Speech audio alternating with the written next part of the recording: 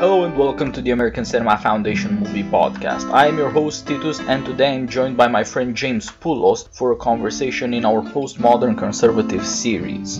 James is the author of The Art of Being Free, How Alexis de Tocqueville Can Save Us From Ourselves. A book I admire as much for its confident wit as for its nobility, and which I have had occasion to recommend before. Go out and buy it, folks, it's great. Beyond author, James is many other things: a musician, a cultural critic, and the executive editor of American Mind, a publication of the Claremont Institute, which I also heartily recommend. He writes in too many places to remember them all, but if you follow him on Twitter, James G. Poulos, you can find it all. Last time we did a podcast, we were talking about David Lynch and Twin Peaks. This time, we're talking about elites facing the digital revolution in technology. One last thing I should add, James is actually Mr. Postmodern Conservative, the man who started this blog before the late Peter Lawler took it over and introduced me to it. So this is a happy meeting of oldest and youngest, and evidence that 10 years later, Postmodern Conservative is still a going concern. Now on to the conversation. Hello James, how are you doing? Where should we start with our cultural criticism today? I'm just doing some tweeting this morning, and I guess we have to talk about whether Nazis are really going to re-enter the world, which I'm skeptical of. Likewise. There's just the environmental conditions have changed. Nobody really wants to build an old new regime. I mean, look at what's going on in France. Paris would have fallen in 3 days if these people all decided to just turn into a mass politically violent movement, but that's not the way it works anymore. Exactly. I think there's a systemic weakness among elites that makes them scared. Primarily, they cannot tell that anger and even outrage are primarily forms of helplessness now. They're not calls to action or precipitations of action. But I don't see any elites that figure that out, that realize that there's actually much less danger for them if they can keep their cool. Well, it's still early days. This sad process could take another 10 years to play out. Have you ever formulated for yourself what you think is likely to change in the next 5 to 10 years? Oh, well, I think that the prevailing secular folk myths in the West are going to continue to fail people, and people are going to continue to realize that the sort of template of modern fantasies that used to have juice in them as catalysts for agency and identity are no longer able to deliver those things. And so what happens after that? Well, violence is always a safe bet. Yeah. In any historical age. I'm sitting here looking at Tim Wu's book on sort of anti-big tech, antitrust. And the thesis, I'll just read off the back of the book. It says, history suggests that tolerance of inequality and failing to control excessive corporate power may prompt the rise of populism, nationalism, extremist politicians, and fascist regimes. We're in grave danger of repeating the signature errors of the 20th century. And I just think that's fundamentally incorrect. We're not in grave danger of repeating the 20th century. The grave danger is that we're thrown into a fundamentally new technological and social configuration that no one has any idea how to process. Yeah, I think so. This fear of repeating the 20th century comes from the delusion among elites that they are who solved the problems of the 20th century. And if they lose, then it's back to that. Right. Which is a nutty way of thinking about things. But I guess it's that way now. People who are on top think they're also in charge. But those are very different things. Yes.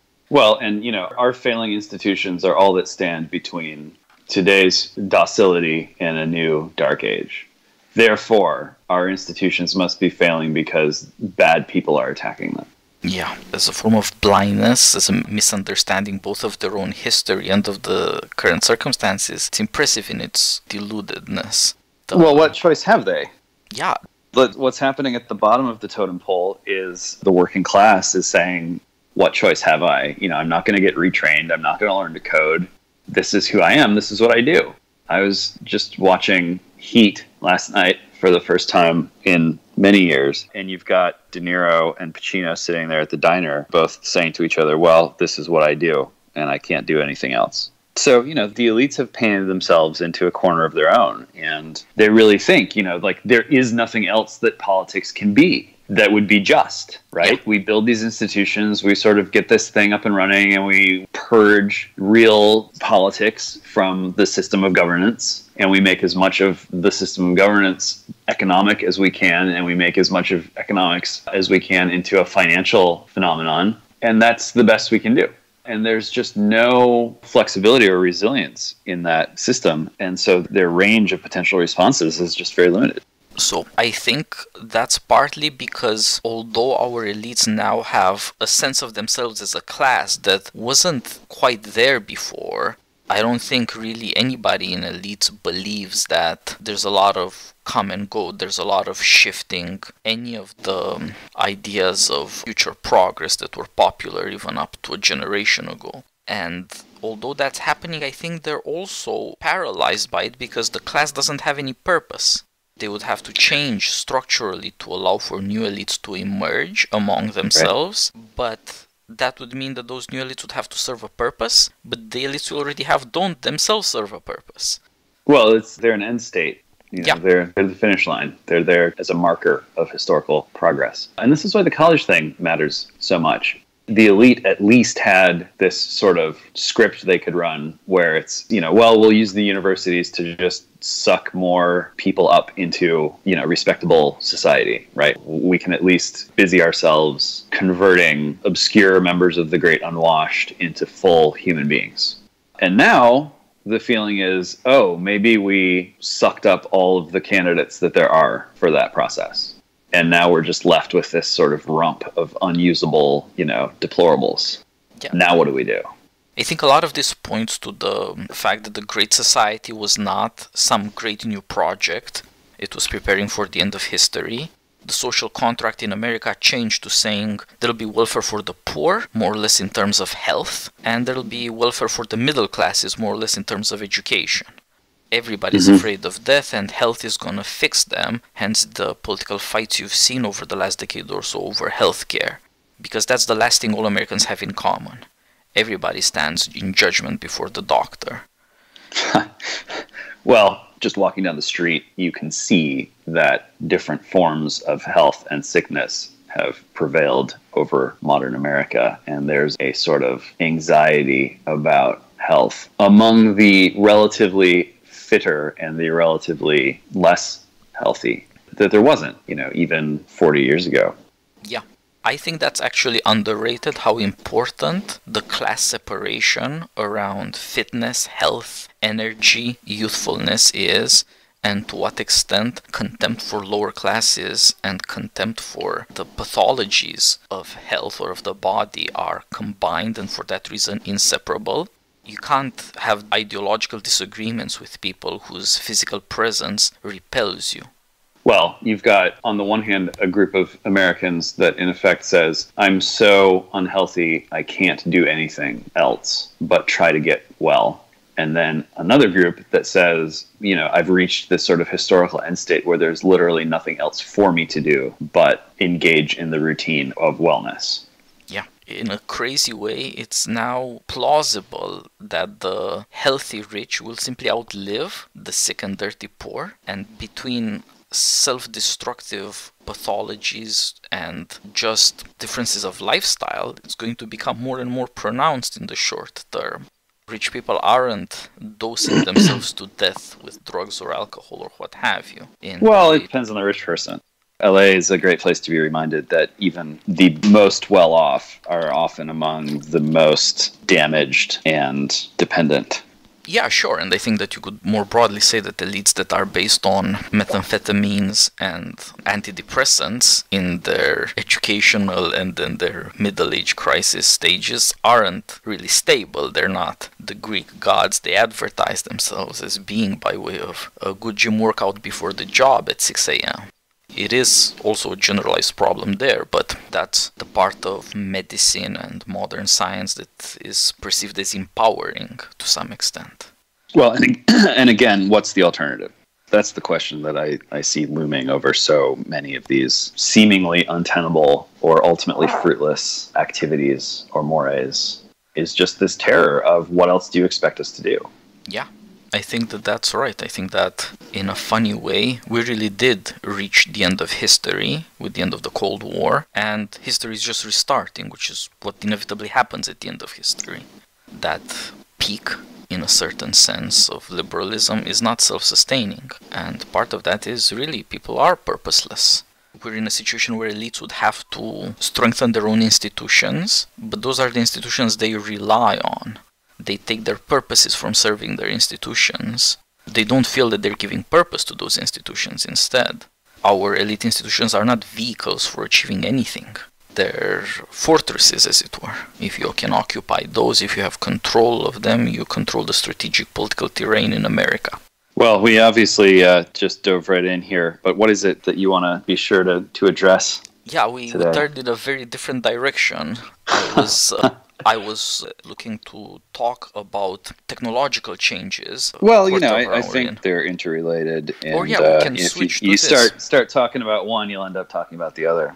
So let's try and do this. I also, when I look at the technologies of political communications, at the press, at social media, I find it hard to criticize what's obviously stupid or mindless, because I ask myself, what else is there? Both politicians and journalists seem to play caricatures of things you saw in American politics a generation or two back, and it's not clear for me that they have any alternatives within their grasp. What else could they be doing? I don't think there are good answers to that question in the way we are now. Well, yeah, and I think, at the end of the modern age, tipping over into what I guess would be postmodernity, a lot of the conversation around that sort of terminal aspect of Western life was economic or psychological or cultural. You think of the later novels of someone like J.G. Ballard, which were just kind of psychological murder mysteries set in the most terminal parts of the Western world, seaside resort communities in Spain or what have you. Shopping malls, that sort of thing. But then I think things changed as people began to recognize what digital technology is doing to us. And it's introducing a why bother question in a different sort of way. So it's not just an elite of prescription drug-addled, vaguely hedonistic people with no discernible jobs, sort of lounging naked at poolside in this sort of archipelago of hotels and mansions.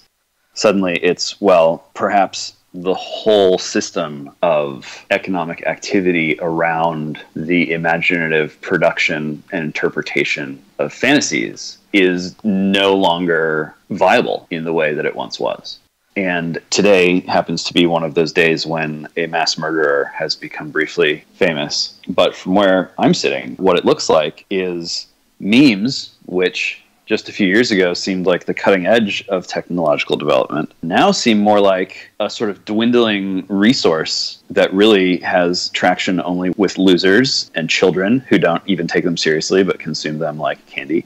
Imagine being in a frame of mind where you think that your best shot at achieving sort of heroic, historic progress is by shooting up, 50 people and publishing, some high concept fan fiction. That betokens a tremendous shift away from not just the model of political violence of the 20th century, but the whole logic of sort of economic and cultural production around these sort of creative dreams and well-organized fantasies that typified life before the digital age. Yeah, I think that's also largely underrated as a phenomenon, that all forms of celebrity are dying. We're not producing new celebrities because we can't. I think people are still trying to some extent, but you can no more produce a movie star now than you could produce another Che Guevara or any other kind of celebrity, vaguely heroic creature that's supposedly going to achieve a transformation, force events, and by forcing events, push history somewhere. Right. Here, the running joke for the movie people is all the Chris's. These sort of vaguely interchangeable kind of leading men, but they're not what's selling tickets at the box office. The Chris Hemsworth, Chris Evans, Chris Pine. I think there's another one in there. There should be. So, yeah, I have heard these people make other movies as well. I've even seen some of their movies where they're not Marvel properties. but Yes. nobody watches them. And that's true of talented actors as well, or anybody else who's talented. If you are doing the character that people are to some extent invested in, then that's a billion-dollar movie. But if you're doing something that you thought was creative, then nobody's going to give a damn. And no amount of Marvel success can translate into success for anything else. These people are not even typecast. They are either that character or nothing. We can't even make celebrities anymore. And this is, I think, one reason why the Me Too movement has been as successful as it has. This is an age of people waking up and saying, oh, well, that person's interchangeable too. They're expendable too. It was very easy to just let Al Franken sink back into obscurity. Nobody cared. It was obvious that there would just be someone else who would be able to step into that role and do an adequate job of whatever that role would be. And just look at the creative class, that sort of toiling under tier of people who want to reach that sort of A-list or celebrity or terminal role as members of the cultural economy. And what are we discovering? This is just, again, like 10 years after Richard Florida got us all excited about the creative class and how, if you wanted to revitalize your city, just get a critical mass of these people in your city and they'll really change things. And in fact, they're just franchises and they're incredibly uncreative. They all do the exact same thing. They look the exact same way. They think the same thoughts. They use the same devices. They're engaged in the same activity. It's a cul-de-sac. And that's shocking to people. America used to be quite confident that its creative energies had potency to them. And the discovery that perhaps creativity, even or especially in America, as it's been understood at least, since Hollywood first began, that's going to come as a painful, disillusioning shock to many people, perhaps disillusioning because religion in America is still doing relatively fine. So we didn't experience that sort of crushing disillusionment that Europe did with regard to religion during the 20th century. But this kind of American cult of fantasy, I think, is really in danger of being shattered. And that's unknown territory for us. Yeah, I think that's true. When it was difficult to create celebrities, it was taken for granted that you could, both because you had the technology and the institutions, and because people were confident about the future. Now you could presumably create celebrities endlessly because the technology is so much better and cheaper. The costs have plummeted, but it turns out that even faster than the costs, the advertising money that will keep the press going has disappeared, and everything like that as well. Nobody can make enough money because nobody can really persuade people to believe in the future. And so we have Facebook making what still appears to be a significant amount of money off of ads, even though Google has clearly shifted its business model away from ads and toward servers and sort of data delivery. And so people interpret this as saying, oh, well, look, Facebook is making so much money off of ads. Ads matter more now than ever. When in fact, Facebook is the only player making money off of ads. And it's just being concentrated not because it's more powerful, but because it's weaker. Yeah. Exactly. It's the last of a certain kind. The fact that social media finds it difficult to get advertising going again, I think, has to do with why social media appeared in the first place. It's not a new step forward. It's a temporary release for something that's on its collapse. People didn't escape into the future once they could get online. People just managed to cope temporarily with the fact that there is no future, or nobody has any persuasive ideas or practical ideas about what that future might be. It's not like Facebook itself can be the future. So far as I can tell, Zuckerberg is trying his hardest to imitate China, to imitate WeChat, to move away from the delusion that he can create public forums and globalized friendship through shared experiences or convergence of desire through likes, and instead more end-to-end encrypted private conversations. But again, that squeezes ads out of the picture. It does, and the way to make money, the business model becomes just kind of what the credit cards do. And in fact, credit becomes the business model, including social credit, which is in some ways, quite alien to the American experience. But in other ways, it remains to be seen. I mean, Americans have had a love-hate relationship with television from the very beginning, and probably loved television the most because we created it. And to the extent that we felt really good about ourselves, we felt, on balance, like, well, warts and all, television is still this sort of manifestation of our imminent power and genius and national character. And so how bad can it be really? Well, if sure, there's going to be some garbage on there, but you can always just change the channel. And, we have the sort of wherewithal individually and collectively to manage our sins, even if they're traveling at the speed of electricity. And now, that's another thing that digital has sort of called into question. It has presented televisual life with, on the one hand, sort of enough rope to hang itself, right? Like suddenly, television seems to be getting a little boring or seems to not be making the money that it used to. Well, imagine if we just fully democratized television to its greatest logical extent, and suddenly everyone and anyone can be their own channel or their own station, with multiple channels. You can be sort of as many avatars of yourself as you can grind away at producing on YouTube.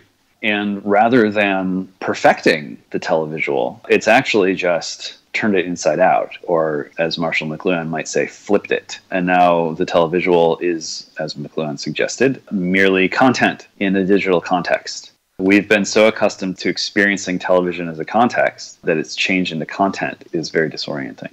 Yeah. And while the televisual was the context, it could produce celebrities. It reinforced to some extent an oligarchic division between the people who are in charge of the technology and the people who are passive receptors of it. But once the technology has shifted enough that everybody's playing with it, we neither get more sophisticated versions, nor do we get any more belief in what the technology can offer. And now that everybody's producing TV, everybody's trying to be a celebrity, turns out that all the ugliness of celebrity is revealed as it's dying. All TV tends towards reality TV. All news and entertainment tends towards scandal, and it's less and less believable and less interesting. And so there's reason to think, as you suggested with Zuckerberg, that in some disquieting sense, China understands something about digital better than we do, and that we may be moving toward forms that feel alien to us. But I would caution, rather than stoking fear, that Chinese concept of anthropology is in danger of taking over the world. I don't think that's happened, and I think the West there's more than one West, and there's more than one component of the West. And the US and Europe have some shared resources, but also some very different resources, which are going to be unearthed as culturally we move away from or abandon or have taken away from us that sort of secular cult of the creative and the critical. Yeah, I think that the very idea that there is a unity to the West in any social, political way is collapsing. There's no project, there's no structure, there's no principle that brings various political communities together. That's just not there. And while there was enough power to go around, and again the confidence in the future, things may have looked differently, and people were even obsessed with globalization. That's not going to happen, nor is any anti-globalization looking likely to succeed. Things sort of look more like themselves. Different places and different peoples look more like themselves once the previous idea of a globalist future or an end of history collapses. Or, as I suggested before, maybe it was simply fulfilled and it's disintegrated after that moment. It is not clear that Europe has much by way of a unity, but it is now clear that it doesn't have much in common with America.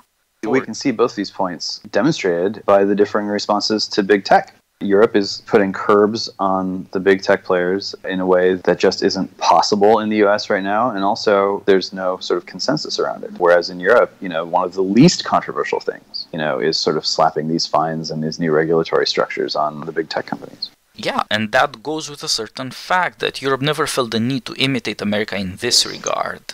And to develop these kinds of technology, these kinds of corporations, there was no desire to imitate in this regard, and it's not starting now either. There may have been no contextual basis from which that kind of imitation could arise, right? Yeah, exactly. And these differences were always there, but they weren't noticeable. Partly, American power has subsided considerably, but that's not the only thing that's being deflated. And the differences are just much more obvious now. And I assume in America, technology will really be a big part of the future, but in what shape, I don't really see it. It's clear that it's not going to be anything like Europe, but it's not going to be anything like China either. There are limits to what you can import.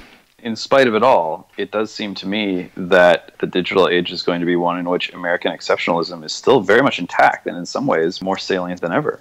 Yeah, I think that's right. At this point, it looks strange because it's not clear that digital technology is winning the economic race because the various corporations emerging are that good. It seems like there are no alternatives. There's nobody else running in this race. Well, right. And under conditions where it's thinkable for the first time that there's going to be sustained and irreversible economic contraction of a certain kind because of technology. In some Western countries, that is going to cause regimes to collapse and to be replaced with new ones. Whereas in the US, I think the practice of democracy, the habits of democracy, are deeper and stronger and more resilient in a way that will continue to show America to be exceptionally democratic in a way that specifically in Europe, other countries will find it easier and more plausible to move away from that kind of, to talk about imitating the US or imitating the sort of French revolutionary model of democracy, where ultimately human rights are something that can be implemented in the world. But in the French revolutionary model, they enter into political history as the fantasies of intellectuals and philosophers. Whereas in the US, natural right exists. It entered into political history as a reality. Natural right came to politics rather than politics having to go up into the clouds and, as it were, pull down the abstract idea of natural rights from the heavens. And I think that American experience is going to have staying power despite these kind of technological potential to wrench other Westerners, I think, outside of the democratic mode, which is still, for them, just a very small fraction of their history and their collective consciousness. Yeah. There's another underrated thing, the extent to which democracy around the world is simply a function of American power and of the peculiar ideas of Americans. There are powers and there are limits in American democracy, even at the level of thinking, because Americans never really thought about politics in any other way.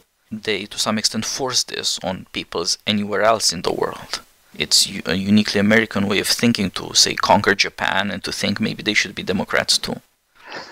Although, you can ask the Japanese how well that project worked out. But this is the drama. There are victories and defeats to these kinds of attempts, but some of them will prove short-lived because this was all along an American doing, and Americans aren't interested in doing it anymore. And at the time they were interested in getting it over with as quickly as possible. The idea was you get in there, you tell the Japanese what's what, they come to their senses, and you leave.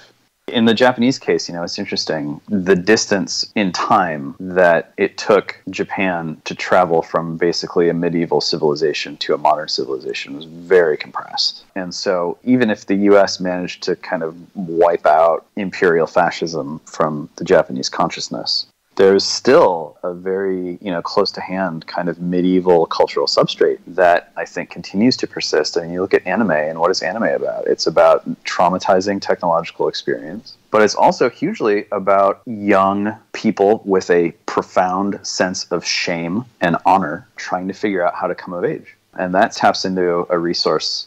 Even Europeans have to dig a little bit deeper to get back to their medieval resources than in some ways I think the Japanese do. Yeah, I think that's right, and this points both to the future and to the past. Whatever the fate of Japan might be, it's perfectly possible that American power and good intentions poison Japan and it just dies off, as it were. There's no law that says that political communities really are permanent. We don't have enough experience of them disappearing, but they do disappear. And it might be that the contradiction between what America had to offer and, on the other hand, what it is that Japanese people fall back on, what their memory really is, or the old politics that still animates them to some extent, they might not match. Again, you can see that for a long time while America was powerful, people thought that if you have a new democracy like Japan where the same party always wins elections, that's perfectly fine. Although nobody would say that about any other democracy. These sorts of weird facts, they were never paid attention to. Or the fact that you'd have a modern, individualistic world with all the technology, but for a long time in super modern technological Japan, a large part of the male workforce is privileged people, up to a third had life contracts. Again, these sorts of weird facts were not taken very seriously. They're not going to work the way Americans work, or even Europeans.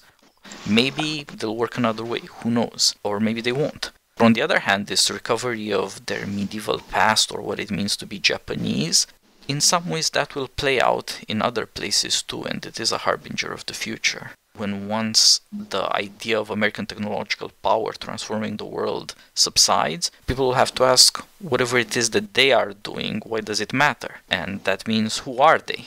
And so not exactly nationalism, because that's more of a 19th century thing, but some thinking about what makes the community what it is. How do you even grasp who we are, what we feel? Well, right. So this is a very important piece of the puzzle too, which is that American nationalism is as exceptional relative to nationalism as an abstract idea or other nationalisms in practice as America is exceptional relative to other political configurations. So the people out there who are, ringing the alarm bells about the horrors of nationalism and how nationalism always threatens to break our fragile civilization of free market economics and social tolerance and drag us back to this primitive state of tribalistic solidarity and atavism. It's just not going to be an effective argument if you're speaking about nationalism in the abstract, because we know that what a nation is and what the politics of the nation is look tremendously different whether you're talking about an American context or outside an American context. And if everything that we've said so far is remotely true or hovering near the truth, yet to be disclosed, then that dynamic is going to become ever more important too. American nationalism is just going to be a different sort of social and political practice than other forms of nationalism, and we need to be prepared for that reality to show itself forth if we want to be good statesmen or just, people who feel like they have a grip on what's happening to the world. Yeah, I think that's true. It's another difference that's going to reveal itself more. Since mid-century liberalism triumphed, we've just had too much comfort in a political sense, a certain reassurance about which institutions are conducive to collective success, and therefore to a kind of convergence, since technocratic ruling classes were dominant more or less wherever people thought of themselves as civilized or Western. These kinds of ruling classes aren't particularly good at ruling, and in as much as they have produced all sorts of catastrophes, they're not legitimate anymore. But that will reveal different countries underneath the technocratic rule in different places. And I think elites who think that nationalism is going to be either a new version of fascism or even something more 19th century romantic are deluding themselves. The resources of nations tend to be somewhat older, and the ways they are activated are not obvious. The 19th and 20th century models of nationalism weren't very sustainable in any political sense, and there's no real reason to believe that they were very smart or at all adequate to what they were dealing with. So even as ideas or cultural memory, these things are deluded, and they delude people who orient themselves by it. I think what you mentioned earlier, that there's a very big difference even between American and French ideas about rights and the relationship between the people and their rulers when it comes to rights, that too will reveal itself. It's likelier that Americans will find some ways to act because they're much more used to it. And if this is true of positive developments, it should also be true of negative developments. And so Americans should take it much crazier if things aren't working out as they expect than would people in England or France or Germany. And I think we do have a lot of evidence of that. It's not clear how people are going to figure things out, but it is clear that they're not taking it lying down now that they've realized that things are going to hell. That's right. And there is evidence that Americans, in at least some important ways, are just better at managing craziness than Europeans. Many Americans, they're sort of like functioning alcoholics, except they're just functioning crazy people. There are all kinds of vents and outlets and channels into which not clinical insanity, but palpable craziness can be directed or ameliorated or sort of broken up and disseminated, often constructively, through American life. And it doesn't require ruling classes to deal with it. That's right. And some of these things are, yes, the creative economy, but not all of them. We didn't have Hollywood-style America for most of America's history, and yet, as Alexis de Tocqueville attested, there is that sort of common American experience of being driven on toward unreachable experiences past the point of reason. It's not always pretty, and it's definitely not always just or beautiful or salutary, but it is resilient. And, Europe's history with craziness is just orders of magnitude more horrific and brutal than America's history with craziness. Yeah. American restlessness and resilience are flip sides. They're part of the same form of community, and you'd have to transform America into a place in which if you drive for a day or two or jump on a plane, you end up somewhere where you're surprised. Mm-hmm. So long as Americans, on the other hand, just recognize each other, then I think that points to the fact that the character of the people is still what it was. And natural rights are as much an experience for Americans as anything else. The kinds of changes that technology brings, I think, will reveal that, because you will no longer have the assumptions of triumphant liberalism. To some extent, the point of what happened in the last two generations under televisual conditions of communications was a resurgence of the old sophistic idea that you can rule people through speeches, that unpopular people in the press or the academia would be made popular by television. And people would just do what they're told. Politicians would hear what intelligent people are saying and parrot it. You would achieve indirect rule, and it would be rational without having to make the people any more rational. They would just be more passive, obedient, more compliant. I think that most of that is crashing down. Well, this was the experience of, I think, the best social critics of the 60s and 70s. Marshall McLuhan found himself becoming a guru, didn't like it. What he was trying to communicate was not being communicated successfully, and he pulled the ripcord. Philip Reef specifically and explicitly reacted against what he saw as the threat of becoming guruized, and he pulled the ripcord.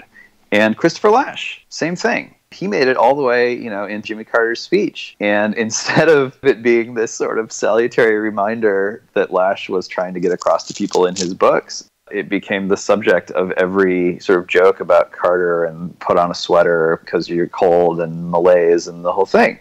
All three of those guys, very far-seeing and perceptive social critics, all of them encountered a certain amount of fame and influence, and all of them were either pushed away from it or pulled themselves out of it. And that's now happening for a broader class of people, for young people raised on the idea that the way to exercise agency and identity in the world was to become a critic or to become someone who churns out content that is fodder for critics. They're discovering that it's just not so. And, and I know that here are you and I sort of engaged in this critical enterprise on a podcast. What could be more hypocritical than to criticize the critics on a show of criticism? But I think the response to that is the reason why we're doing this is because we have a sort of alternative in sight, and we're interested in tracking not just the collapse of the critical enterprise as this sort of mass economy and social order, but tracking what's rising in its place and how to maintain some degree of social cohesion through that transformative process.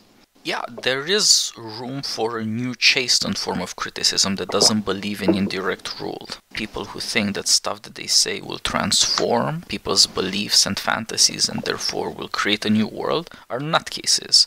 And at this point, the only people who really seem to engage in that are the people who think that they can turn themselves into objects of hatred and thus amass power, monetize hatred on a per-click basis, and those are the saddest cases of all. Well, and again, it's just that you can see people hitting this point of diminishing returns. Yeah. Where, the Twitter experience started out as, my God, I can tell anyone what's on my mind. And then it became, no one cares about what I have to say or even who I am, except those who hate people like me most. Yep. So, if you're very, very good at doing that, at playing that game, you can make a living off of it, to some degree. But it takes tremendous energy and effort and a willingness to be a target. And for the vast majority of people, regardless of your station in life, it's just not worth it. It's just negative value. You are literally better off just sort of like watching Golden Girls reruns or whatever you want to be doing. Sitting there to take a nap, it's just not worth it. And so who is it worth it for? Or who, is in a position where it occurs to them as being worth it? Well, it's the mentally unstable, it's the losers, again, regardless of sort of your partisan leaning or your ideology. Although, the burden, again, is falling repeatedly on people who have these sort of, even whoever this guy in New Zealand was, right? He puts out his manifesto, and, there's something in there for everyone. Oh, look, he's an environmentalist. It's the crazy environmentalist. Oh, look, he's a natalist. It's those crazy, breeders. Like, no, look, he says that, we march forward together forever. Like, he's clearly a progressive. No, he's a Nazi. No, well, it's this grab bag, sort of ecumenically fantasist, right?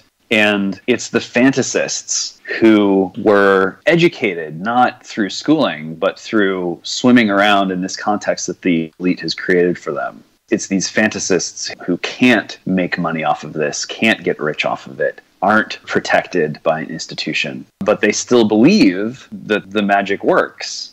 That if they drink the Kool-Aid, they'll get the intended result. And it's just not very effective. It's horrendously effective on the scale of snuffing out 50, 100 lives, making a splash on the internet for a day or two. But I was looking back, at sort of the last high-profile assassination in 2016 in Istanbul, where some forgotten guy in a suit just marched in to, I think, an art gallery and carried out his assassination. And, it was big news for a day or two, and now just utterly, utterly forgotten. And so even when pushed to the extreme of, surely if I kill many innocent people and I publish a multi-100-page screed that I've worked on for years, surely that will give my fantasy potency in the world.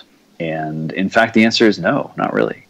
Yeah, even political violence has become meaningless. It is a shocking statement, and there are still a lot of people who, because of their partisan fantasies, wouldn't accept it. But indeed, these things happen and they just disappear.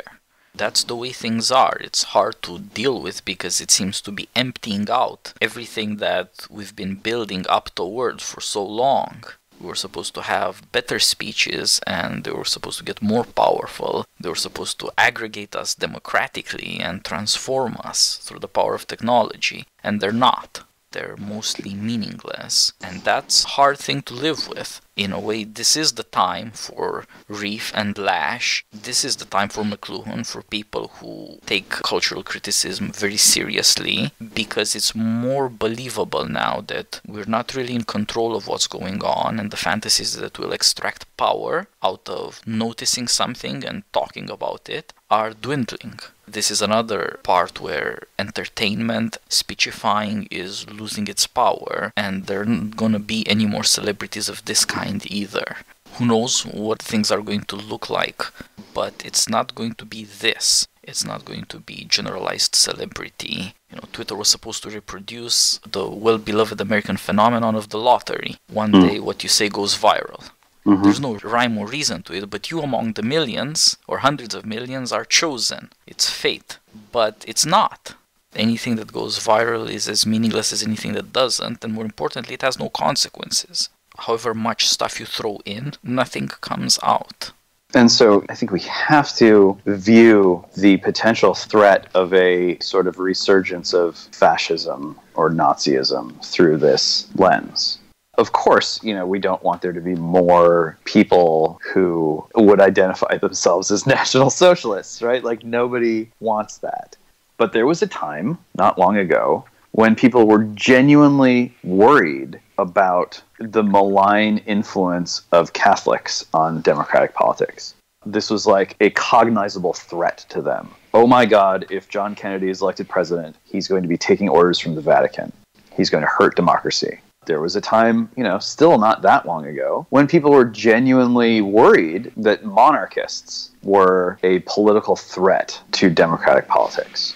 Or, people who wanted to bring back the empire, or people who wanted a military coup, a military government. And still in some places that's in play. But for most Americans, those things are not at all threatening. No one is worried about popish plots to seize control in Washington. There are a few people who are concerned that Opus Dei has too much influence. But then, with Scalia's passing, even that is not that big of a meme. And yet there's this meme today that, the Nazis are coming back, and the number one thing to be frightened about, just as it says in the back of Tim Wu's little book, is that we're going to repeat the signature errors of the 20th century. We need to be vigilant or else the Nazis are going to come back. And given what I think you accurately described as this evisceration of mythic force, myth going back to the Greek word for mouth, it's just very hard for me to see how that's going to be a true threat to certainly American politics, especially at a time when the rise of the robots is what's plunging our critics into territory so opaque and shadowy to them that they will gratefully clutch onto anything that feels remotely familiar to them as a handle for orienting themselves, up to and including this potential resurgence of real fascism.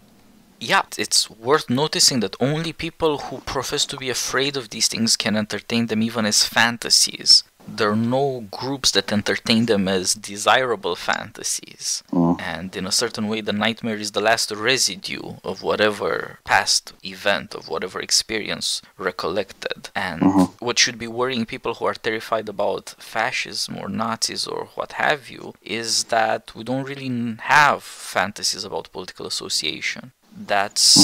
There's no view of threats to come because there's no view of future action, collective, concerted, purposeful. We just don't know. That is not all bad. A lot of it comes down to commonsensical American skepticism. People aren't, in fact, signing up for some new cult. And that's good news. It's reliable news, except for hysterics, but it is good news that people aren't taking their craziness out on society. They're not saying, I'm quitting democracy and from now on, let's start the human sacrifices again or whatever will completely cut us free from this old democracy. That's not happening. People are tethered to it and they still experience it as more reassuring, a better home than whatever else there might be. That's right. And we know, that the occult in the West was an electric age phenomenon. Go back to Victorian England, go back to Aleister Crowley, here's Jack Parsons. Like, we know that occultism in the West was driven by electricity. You see it in the Nazis, you see it in the lightning bolts, you see it in trying to get to Tibet and working on a rocket program at the same time. It's all of a piece. And it's going to be disorienting to be thrust into a world where you just have this residue of the nightmare of the cult lasting, sort of like what Nietzsche said about the shadow of God still persisting after God himself is dead, right? This is what's going to happen with the cults. And, and I think it's not too huge of a stretch to say that someone like Stanley Kubrick understood this. In 1969, it was A Space Odyssey. And in 1999, it was Eyes Wide Shut, where the cult and the nightmare were presented as basically the same now. The nightmare and the cult had converged, and the only place that you would find the cult was in fantasy, in the deepest recesses of fantasy. And that's, part of the experience of luxury. It is not part of the experience of common life. Right. And it's just not going to return. As Ballard put it, all that's left is willed madness. Yeah, exactly. Everybody else is satisfied with cosplay if they're going to indulge in it, and they take the shoddiness of the experience as part of the fact that it's not really real. You shouldn't be investing yourself in it. The limits to madness, I think, more or less that's where they are. Things like cosplay, not things like a resurgence of fascism or what have you. Again, it makes it difficult on the one hand because we don't quite know what future action is going to be like. On the other hand, it makes it difficult because it shows a certain unwillingness to think about more fearful things. Like you mentioned, the robots. There's going to be way less talk than there should be about a computer deciding to kill a couple hundred people by not letting the pilot take control of the airplane. I don't know what the adequate myth for the robot is. The old fantasy of electric ghosts and, Frankensteins and things like that. That had a good 200-year run, more or less, and the hope that you could power up death and get something out of it. But it's not the same thing as what's fearful about robots. That's evacuating human agency. Having decisions made that maybe aren't even decisions anymore. Human powers could create something that's not natural, but it's not artificial, as hitherto understood either. It doesn't have a human component.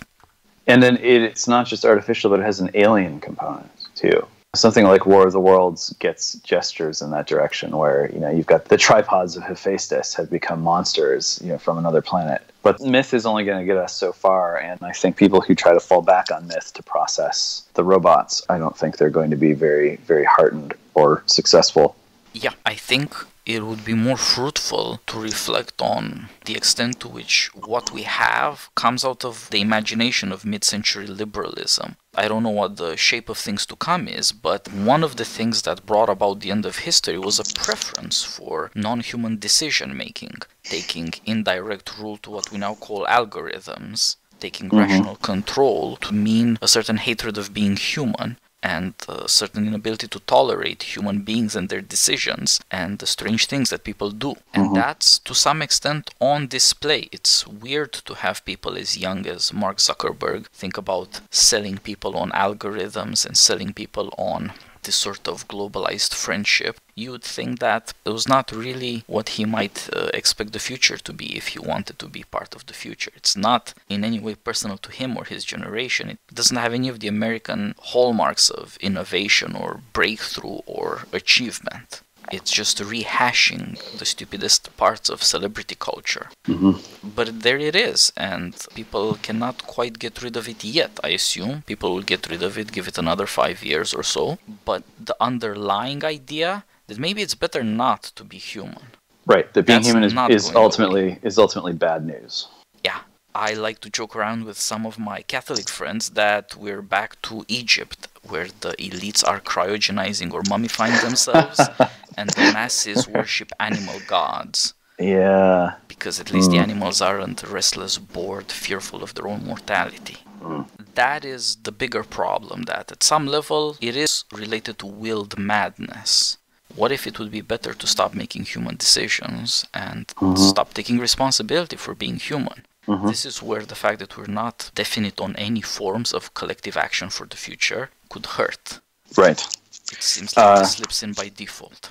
Right. And I don't want to expose myself at all to any accusation of relativism as far as something like natural right is concerned, because, obviously the philosophical brief is quite simple, which is, hey, humans are political animals. If you remove politics from human life, you are messing with our anthropology and running counter to nature. And once you start talking about what politics is, then, you're going to inevitably sort of develop at least some concept of what anthropological equipment we bring to the enterprise of politics. And then you're going to be having a conversation about nature and about what inherent capabilities need to be naturally expressed by human beings in order for politics to function, regardless of what kind of regime you're in, unless it's the most rank and abject despotism. So yes, natural right is accessible to human beings in virtue of their anthropological toolkit. That's that. But clearly, the way that politics is going to develop for communities that are trying to find their way out of that kind of Egyptian trap will differ, depending on sort of the people and the circumstances. And just over time, like we've seen, for instance, the different ways in which the Israelites and Jews grappled with politics, spinning out of the trauma of Egypt and out of the sort of totalizing, suffocating character of Egyptian despotism. And, that's going to have an impact on the way nationalism is handled or develops in the Mideast and in Europe. And it's going to continue to shape, not just the discussion of what a nation is, but of what a people is. Right? That's like another sort of important political term that I don't think we've gotten to yet. And obviously we don't have time to spend an hour on what a people is, but people want to know. Inquiring minds want to know what a people is. Yeah, exactly. And I guess the theme today has been what's going on with our elites, what has happened with our history and what has happened with our technology. We'll maybe do another conversation another time about the people. The people and the elites are always complementary in strange ways. It does seem like whatever new elites come up will have to be more populist elites. And that is to say, less obsessed with rational control, less obsessed with keeping the people at bay, maybe even less obsessed with avoiding the people personally. I think Foucault was quite right when he put the concept of hygiene and moral hygiene at the center of his analyses of power and who has power and what it means to wield power and how power can become quite soft even as it becomes more potent.